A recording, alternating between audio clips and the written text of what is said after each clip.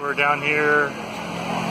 These are volunteers. I was just talking to this man over here from the Philippines, and his house was flooded.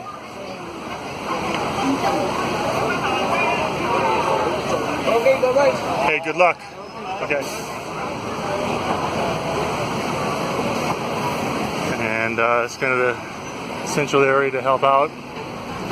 People are volunteering. They got their signs from their companies and stuff. Working together. Lots of masks going on here.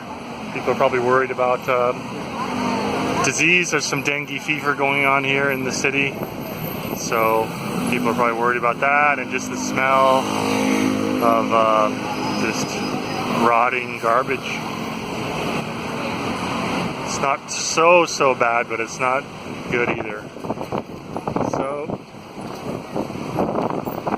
that's what's going on down here in Macau on the island. Lots of people lost all their stuff.